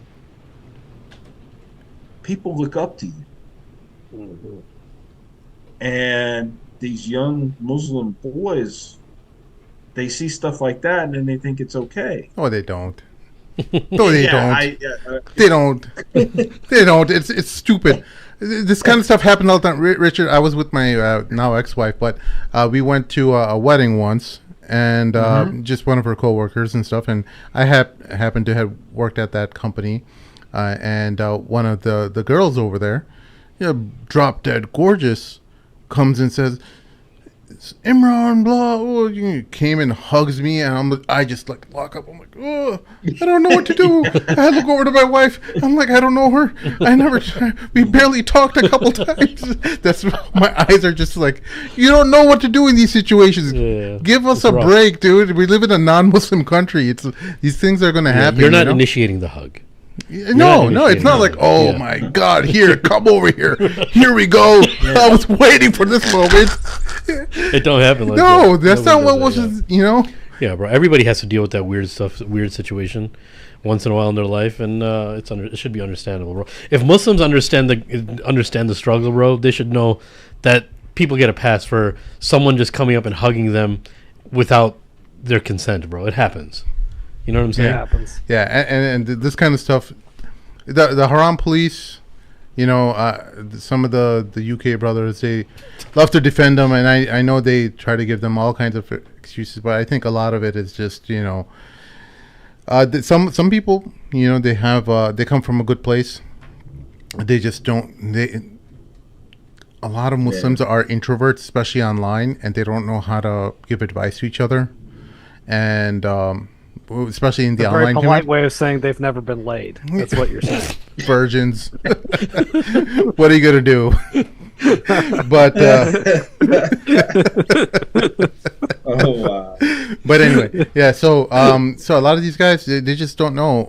They don't know how to talk in real life. So this is the way they communicate online, and they see something that they feel like they need to correct someone about. Right now, Andrew Tate is like feeling the brunt of it, and and sometimes he should. I feel like there are moments where I'm like, that tweet was not appropriate. Like, sometimes the Haram Police is right to come down on him. So they're not always wrong. So it's not one size fits all. Yeah, it's a social thing too. Like a lot of social stuff you have to be careful of, and you have to be forgiving of. You know what I'm saying? And you got to be like, okay, yeah, I get it. That's the struggle. Like you said, living in a non-Muslim country, people love hugging. People love shaking hands. Some parts of Europe, they love kissing the cheek, all that stuff, But you have to be careful and cognizant of that. But other than that, bro, the Haram Police, they're referred to as the Haram Police, but they do have some utility in our society. They do have some help. They do. I'm almost happy that they still exist. It's good that they're there. Ooh, speaking of which, making fun of ourselves, yeah, we got a Haram Police alert in the group chat. Can I make fun of him? No. Can I please make fun of him on live stream? Just don't mention names. Oh, well, that's no fun. Oh, you didn't ask his permission. Anyway. Not his name. I think you need to. He played it in the public sphere. It's fair game. Oh, if it's in the public, yeah, go ahead. That's what I'm saying. It's right here. Oh, I thought you meant our WhatsApp chat. Right below where I say, Harrison Elif, we're back. Shia are non-Muslim. Islam rules don't change because you live in a non-Muslim country. Hey, Shia are non-Muslims. We know that. You just completely missed the point, bro. I love you, but you completely missed the point. That's case in point. But Shia are not Muslims. That's his name, though. That's his. I don't think people understand that the person who's commenting. His name is Shia, not Muslim. Shia are not Muslim. So you can understand the psychology behind. Wow. That's his mission in life to convince. If he's actually even a Muslim. After all the problems that we have, his mission in life is to convince the world that Shias are not Muslim. That's your message. That's going to be your anthem on the Day of Judgment. Like, this guy here. This guy here. Ahmed from Ohio or wherever he's from. He made it his mission to let people know the Shias are not Muslim. MashaAllah. Oh boy. Hey Richard, can I switch gears back to Iraq for a second? Do you remember having dialogues with the Iraqis about the whole Shiite versus Sunni thing? Because you were there when things were starting to kick off back in 05, 06 between Sunni and Shiite. Saddam had fallen and things had gone on. Do you remember having, as a non-Moose Plus Lamb, as a fellow redneck, do you remember this? Because I remember distinctly being in Iraq, having conversations with Iraqi Muslims and trying to figure out what the difference between Sunni and Shiite was. That must have been a conundrum, bro. And I I don't understand. There's two different groups of brown Muslim people killing each other. And I that must have been such a conundrum for you guys. That was the conundrum for me. I don't know about you, Richard. Maybe you were smarter than I. Maybe you figured it out. Well, I didn't really differentiate. I didn't either. I mean, really didn't. I just they were almost, and that's what I saw. right? When I looked at that, it didn't matter. It didn't matter to me. They could have actually been Christians in Iraq, but I saw them. They're almost. Hmm. Yeah, you understand what I'm saying? Yeah. I didn't. If it's I brown didn't and it's not mind. Mexican, it's a problemo. Yeah. It's like it's yeah. It's like well, I lived in Southern California for a very long time, and I know we used to joke with one of the guys. He was in my platoon, and he was Puerto Rican. We'd always call him the Mexican, and boy, That's awesome. boy, Island, he would get the so island mad. Mexican. Oh, he would get so mad, and The Mexican. he'd start saying something in Spanish, and he'd usually end it with the "I'm frickin' Rickin" or something like that, man. That's what they'd say, and dude, whatever, man. This is so Yeah. great. You're a defeated colony that we have vacation at. How dare you? Yeah, so I Yeah, mean, it something. was just, I belonged to. So when I was in Iraq, I don't know if you've ever heard of the group. It was McChrystal's group. He had a. Oh, his team. General McChrystal.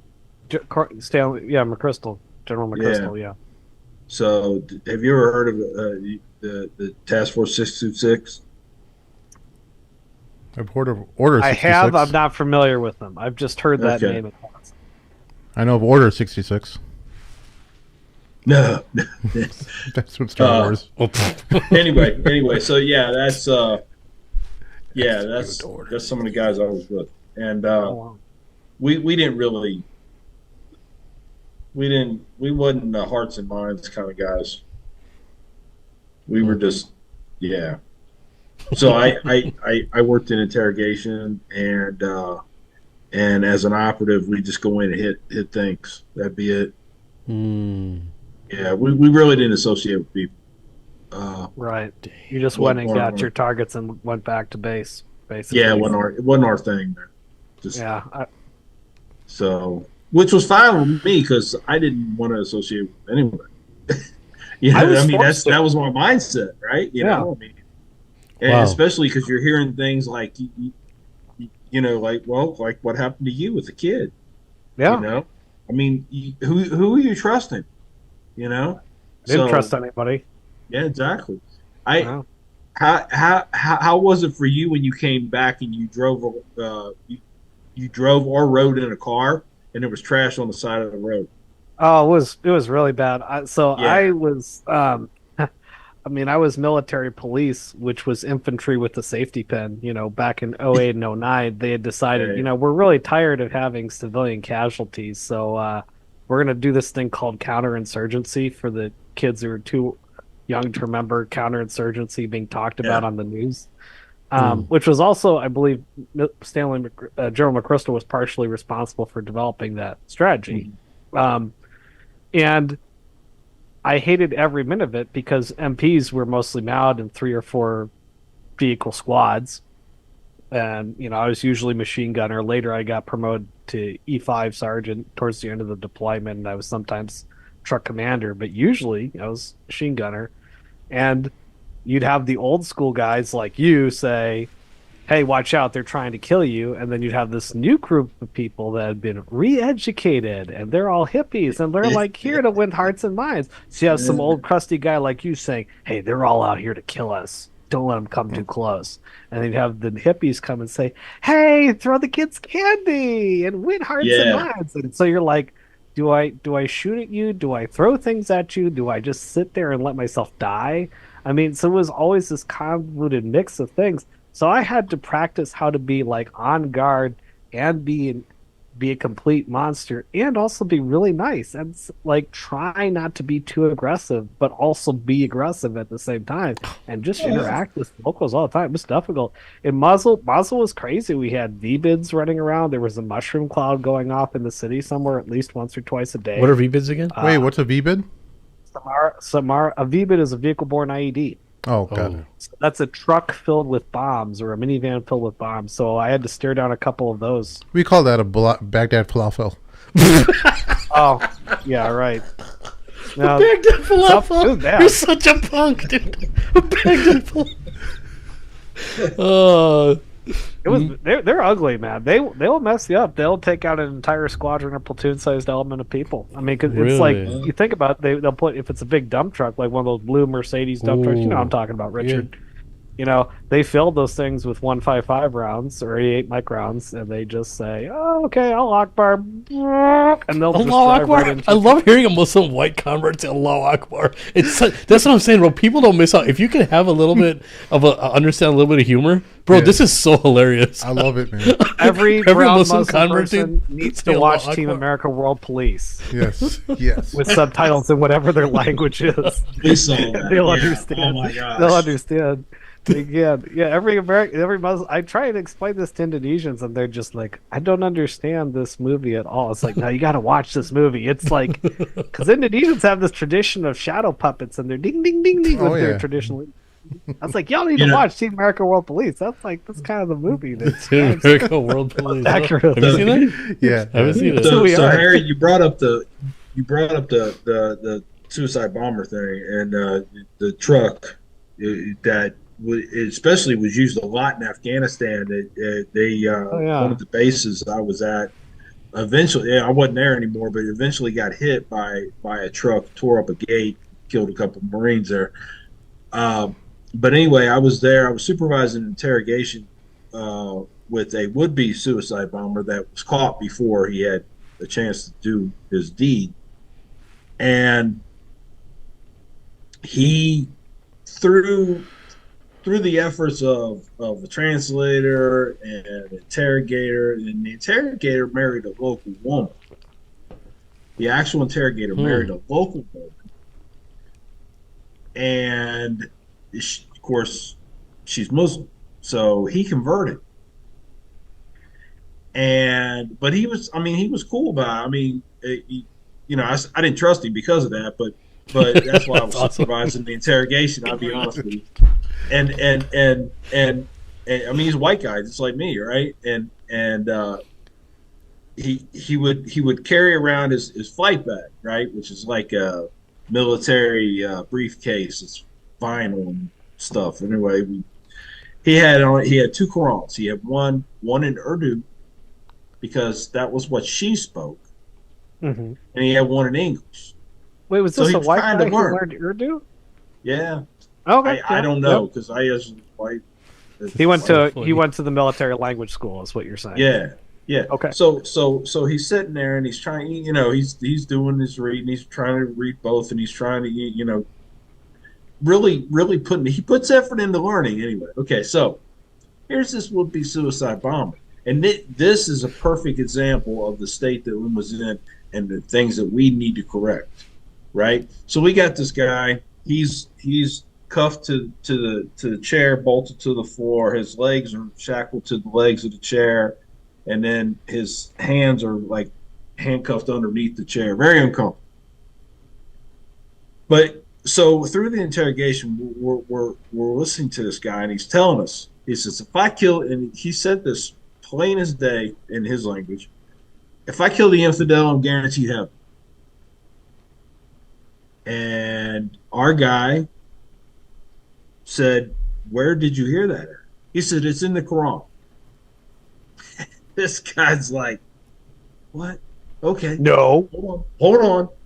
He goes over to his bag. He gets the Quran in Urdu, which this guy probably spoke Pashtun anyway. So he's not going to read Urdu. And he slides it across the table. He says, "If you can show me where it says that in the Quran, I'll let you go." Wow. And I'm like, "No, you won't." Slick. "No, you won't."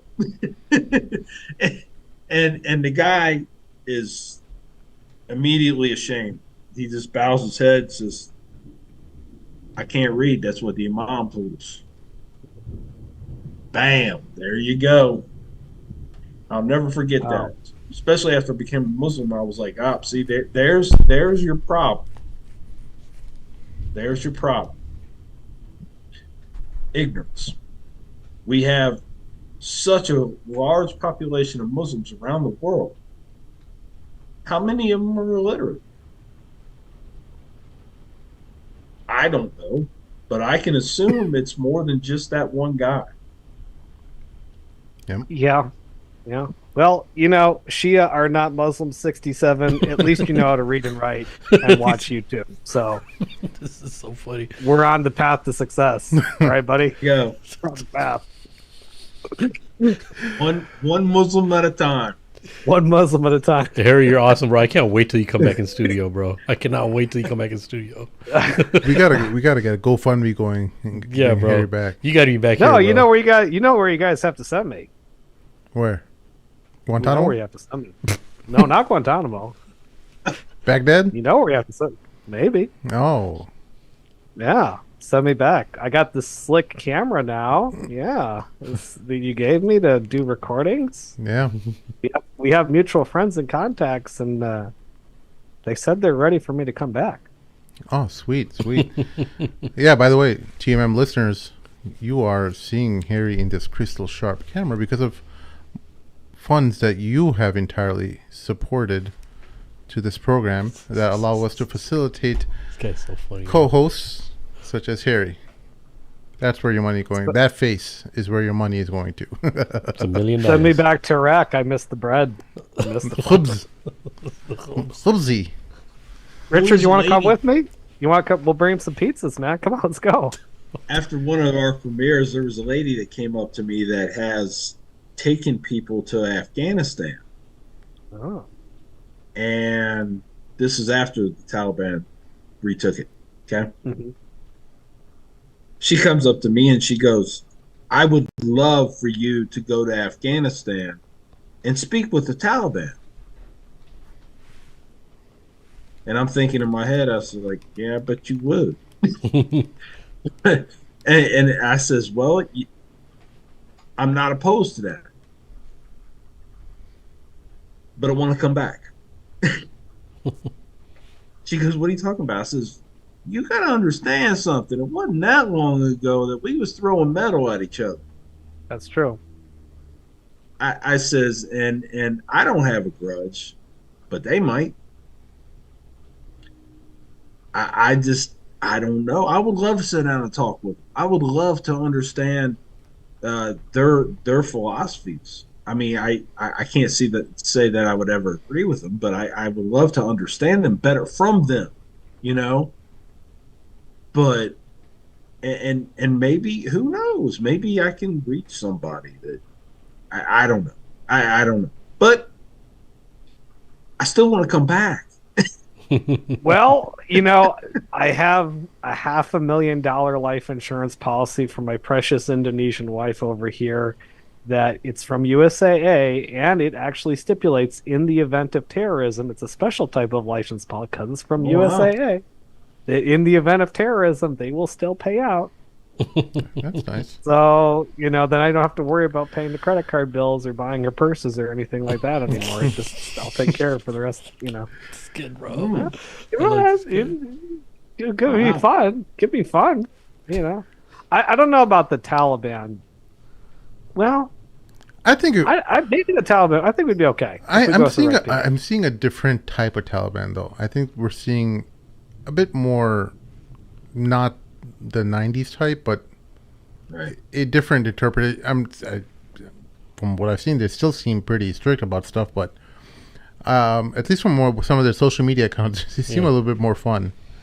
They're trying to be palatable to the Western mind. They're trying to be, they're obviously working with Iran. They're trying to get some of the Iran money to get everybody's side, because before when they were Taliban, they were super against Shias, but now they're trying to open it up. There's a whole bunch of Shia, because of Muharram now, right? So I watch these videos of a lot of the Haram Shia fests happening in Afghanistan. They're opening it up for them. So they're trying to be like a very quote-unquote democratic society now, little by little, because they have a lot of, from what I understand, the limited reading that I did is in order to do that, they have to do it very slowly because people are still very hostile towards implementing anything Western in the society, so they have to fight that front. Wallahu alam, I don't know.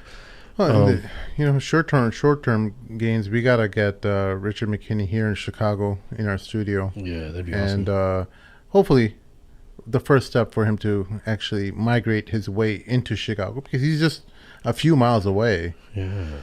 Inshallah, just set up base here. I think Richard, there's so much opportunity. You're a man of many talents, and you're so well spoken and an intelligent man. And I'm not trying to break this, trying to prop you up or anything.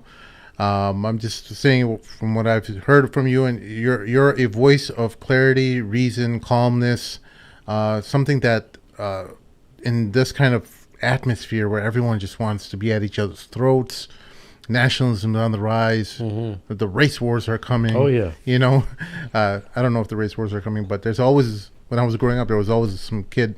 It wasn't a kid, but it was some guy, a homeless man, who would always try to be convincing people that the race war is coming, and everyone was just like, "What race war?" We're all like different colors here, but anyway. But there are, if Twitter's any indication, there's a very loud presence of them online, and hopefully that doesn't permeate into wider society. But there's that thread is always there, and we need men like Richard giving that clarity, giving that calmness and love, bringing people together, and you would be so beneficial to so many communities all across the country, if not the world. So, Richard, how do people get in touch with you?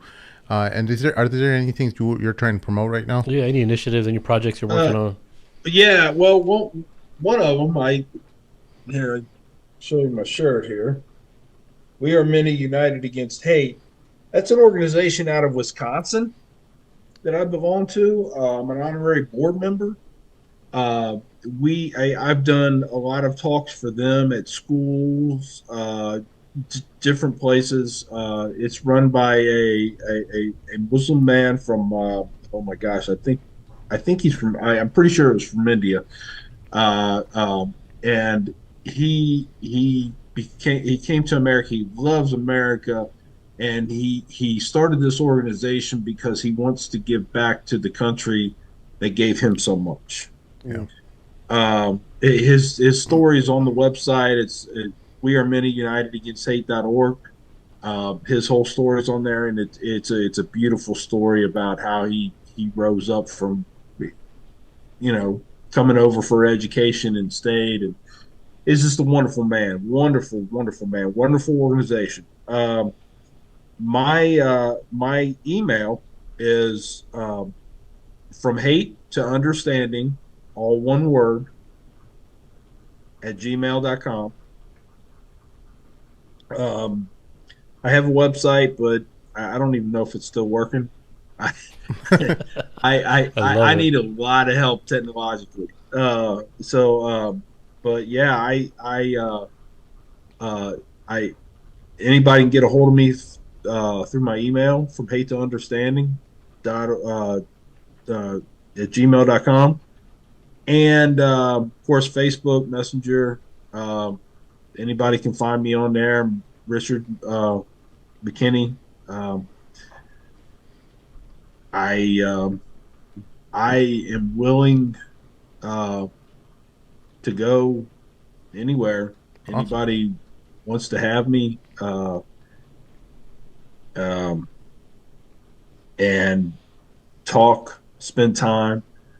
I'm not afraid to talk to anybody. The largest crowd I ever talked to was 5,000 people. The smallest was 6. Yeah. I don't care if I can.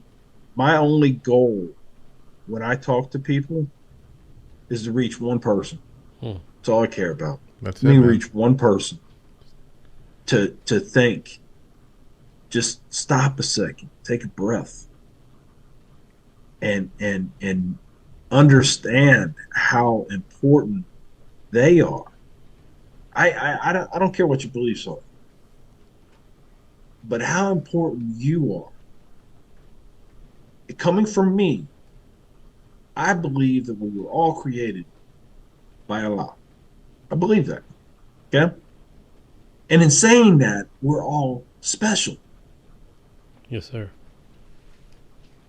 And we all have the ability to make a difference. Mm-hmm. Now, it's up to us whether we make the good difference or the bad difference. When we come together, we work together, and we use those things and use some of the things that we've learned throughout it. You know, there's a lot of things in Christianity that are wonderful things. You know, if we can all come together, you know, like I was telling Harry, you know, in the Quran at 49:13, it talks about we all came from one man, one woman, made in different tribes and nations, so that we may learn from one another. That's what it says. Now, I can't argue that. Those are Allah's words. I can't argue that. And I love that it's there because it makes the most sense. You want a ummah? Be a ummah. You want peace? Be peace. So, you know, like I said, from hate to understanding at gmail.com. I am open to talk. I'm open to travel. Just let me know. Somebody else will deliver pizzas. I'm cool. Thank you so much for coming on and giving us your time. Can you please hang on after we wrap up the show? Sure. Folks, thank you for listening. We'll see y'all next time. Assalamu alaikum.